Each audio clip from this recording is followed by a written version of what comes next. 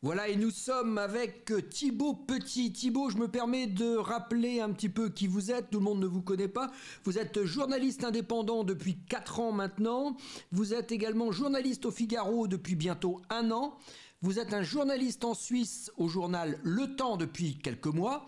Et puis vous avez été primé puisque vous avez eu le prix du meilleur grand reportage multimédia en 2015 avec l'équipe Explore. C'est bien ça? C'est exactement ça. Petite correction, je suis journaliste indépendant depuis bientôt 7 ans maintenant. Ah oui, effectivement. Alors, vous venez de sortir un livre en février dernier. Votre livre s'appelle Handicap à vendre, un pavé de 236 pages. Il fait l'écho d'une bombe dans le milieu du travail protégé en dévoilant les coulisses de certains ESAT. Peut-on s'attendre au scandale ESAT comme il y a eu le scandale de l'EHPAD? Alors, non, je pense pas, même s'il y a des similitudes. Alors, pourquoi je dis que je pense pas? Parce que ça concerne pas autant de personnes. Les maisons de retraite, je crois que c'est 600 000 personnes en France, plus les familles. Les ESAT, c'est 120 000 personnes, plus les familles. Cela dit, il y a des points communs. Le fait que ce soit des établissements médico-sociaux qui soient soumis à des impératifs de charge, de coût, de rentabilité.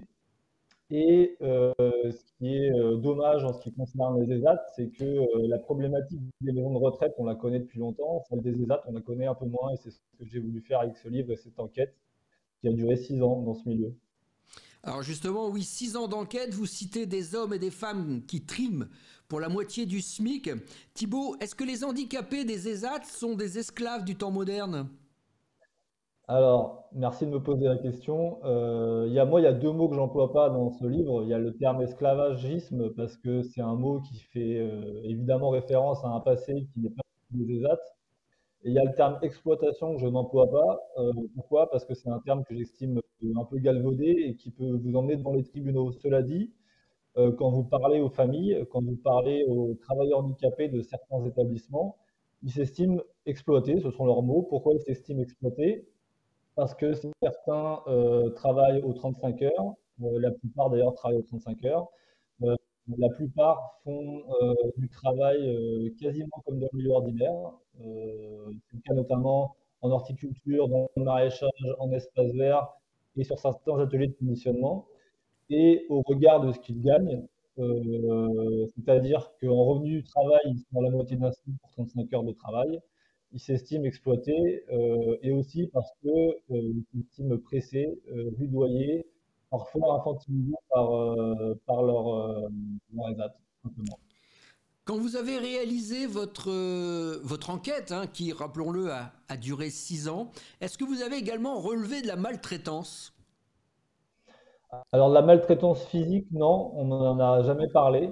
Par contre, de la maltraitance morale et psychologique, oui. Quand vous êtes un travailleur ESAT et que vous gagnez en moyenne 750 euros net pour 35 heures de travail en revenu du travail, évidemment, il y a des prestations sociales, mais ce ne sont pas des revenus du travail. Quand vous gagnez cette somme-là, que vous vous levez à 6h30 le matin parce que votre ESAT est à 20 km de chez vous et que vous rentrez le soir à 18h, 18h30 et qu'on vous a demandé d'aller vite, ou alors on vous a demandé, on vous a dit que vous n'alliez pas assez vite, ou qu'on vous a dit que vous aviez fait trop de pauses, ou qu'on vous a dit que vous aviez trop bavardé, ça c'est des témoignages que j'ai eus par centaines. Oui, c'est de la maltraitance morale, de la maltraitance psychique.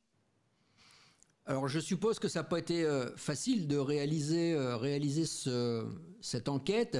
Vous avez subi des pressions de la part des associations qui emploient justement ces personnes en situation de handicap?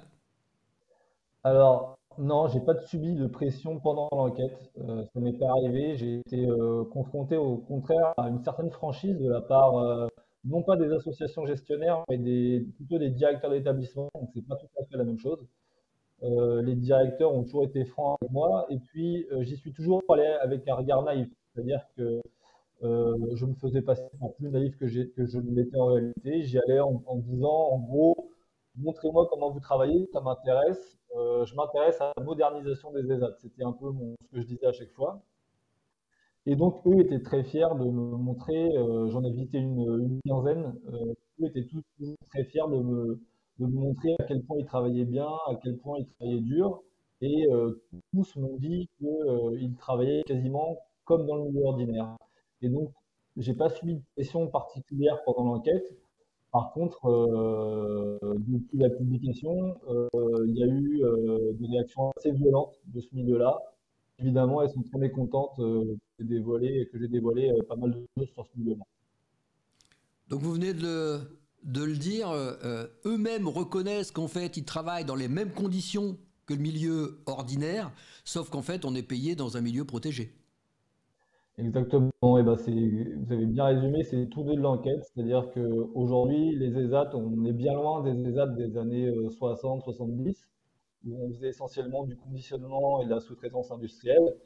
Aujourd'hui, on a des ESAT qui font des activités à haute valeur ajoutée.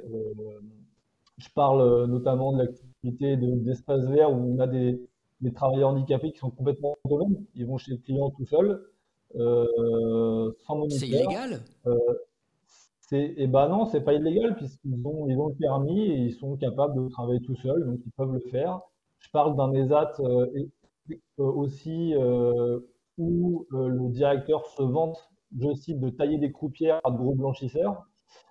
Sauf que on oublie que ces travailleurs-là, qui sont de plus en plus productifs, à qui on demande de faire de plus en plus, et ben non seulement ils sont payés la moitié du SMIC en revenu du travail, mais en plus, ils ne peuvent pas exercer leurs droits syndicaux. Ils ne peuvent pas créer de section syndicale au sein de l'ESAT. Ils ne peuvent pas saisir les prud'hommes. Ils ne peuvent pas faire grève. Ils ne peuvent pas saisir l'inspection du travail. Et donc aujourd'hui, on a cette espèce de contradiction-là. D'un côté, on a des gens, pas tous évidemment, mais de plus en plus qui travaillent quasiment comme dans le milieu ordinaire, et c'est devenu un argument d'ailleurs de la part des ESAT. Et de l'autre, un statut d'usager. Un usager, c'est pas mon terme à moi, c'est le terme de l'administration française. Un statut d'usager qui n'est plus adéquat avec ce qu'on leur demande de faire et dans les conditions dans lesquelles on leur demande de faire et de produire. Et vous, ça vous est venu comment l'idée justement d'enquêter sur les ESAT? Vous avez été personnellement touché, vous avez été alerté de ce qui se passait, vous avez dit bah, il va falloir qu'on fasse un bouquin là-dessus? Alors, moi, si vous voulez, ça m'a toujours paru curieux que on ait créé des établissements où l'on mettait des personnes qui avaient, comment dire, un seul point commun, c'était une invalidité.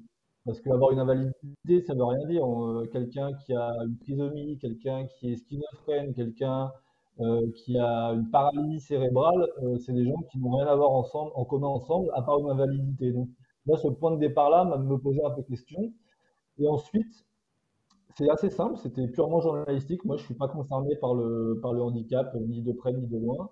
Et un jour, j'ai visité un ESAT, tout simplement, dans le cadre de mes études de journalisme. Et j'avais rencontré deux travailleurs handicapés qui semblaient très heureux d'être ici. Ils étaient assez sincères d'ailleurs. Et j'avais rencontré un encadrant. L'ESAT travaillait notamment pour l'entreprise Mentos, donc qui fait des bonbons. Et l'encadrant m'avait raconté assez fièrement que les exigences étaient les mêmes que dans le milieu ordinaire. Et je lui avais demandé, ah ouais, bah c'est super, moi j'étais assez content. Et je lui avais demandé, mais combien étaient payés ces travailleurs handicapés? Et il m'avait répondu que c'était un peu compliqué, que c'était pas un salaire, mais c'était une rémunération. Et moi, sur le coup, j'avais pas trop tilté, j'avais pas trop le temps. Et c'est qu'après que je me suis dit qu'il y avait quand même une contradiction entre d'un côté des exigences qui étaient quasiment les mêmes et de l'autre côté cette rémunération, ce statut un peu à part. Et en fait, j'ai commencé à enquêter sur ce milieu-là à partir de ça, à partir de cette contradiction qui m'a paru assez folle, mine de rien. Les personnes handicapées que vous avez croisées pendant tous ces 6 ans d'enquête, vous avez rencontré des gens qui étaient contents de leur situation, contents de travailler, ou au contraire des gens qui ont conscience que bah, on leur demande la même chose que dans le milieu ordinaire pour être payés la moitié et qu'ils n'ont qu'un seul droit, c'est celui de se taire.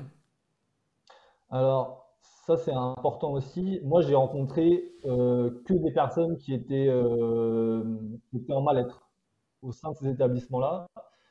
Pourquoi? Parce que d'abord, moi, mon point de départ, ça a été d'aller parler à ces personnes-là. Je me suis rendu compte au tout début de mon enquête qu'on les entendait jamais en fait. On entend parler des gens qui parlent pour eux, il y a des gestionnaires, il y a des porte-paroles, il y a des représentants, mais ces travailleurs-là, on les entend jamais. Et quand vous ouvrez la presse, notamment la presse régionale, c'est toujours des gens qui parlent pour eux. Ensuite, effectivement, moi j'ai rencontré que des personnes qui étaient en mal-être, mais qui disent aussi que finalement, elles n'ont pas le choix parce qu'elles préfèrent aller en EHPAD que de ne rien faire. Et donc, je sais qu'il y a des personnes qui s'y plaisent. Moi, je suis pas là pour dire que tout le monde est malheureux dans un EHPAD. C'est pas le cas, c'est pas vrai, ce serait faux de dire ça. Il y a des personnes, il y a des travailleurs handicapés qui s'y plaisent parce que ça se passe bien. Dans certains EHPAD, ça se passe très bien. Et qu'il y a des ouvriers qui sont contents de se lever, qui sont contents de faire les 35 heures, qui sont contents de se sentir utiles, qui cotisent un peu, mine de rien. Et l'autre chose importante à dire, c'est que même pour les familles, c'est rassurant de savoir qu'une institution française s'occupe de leur enfant, parce que les familles, ça leur permet de se décharger. Cela dit, moi je pense que ce système, il crée structurellement de l'abus à partir du moment où vous faites travailler des personnes en situation de handicap quasiment comme dans le milieu ordinaire, mais avec un statut qui est à part du code du travail et des rémunérations qui sont en dessous, bien en dessous du SMIC, et que d'un autre côté, les ESAT sont dans des logiques économiques qui tirent de plus en plus vers la nécessité de produire et de rentabilité, bah, forcément, il y a de l'abus.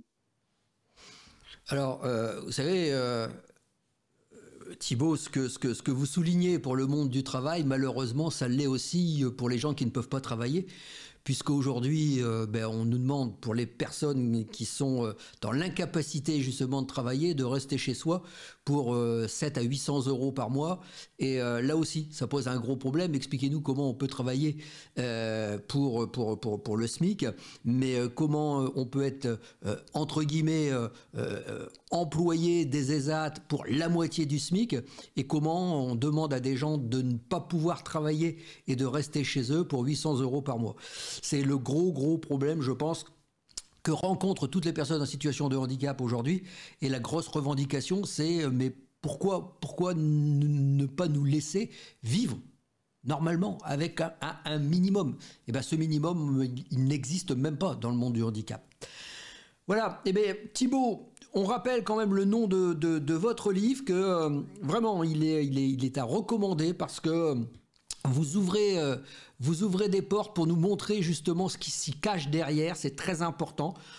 Handicap à vendre, vous trouverez ça aux éditions Les Arènes. Et puis si votre libraire n'a pas le livre, n'hésitez pas à lui demander pour le commander. Merci Thibaut. Merci à vous, merci beaucoup, merci à tout le monde.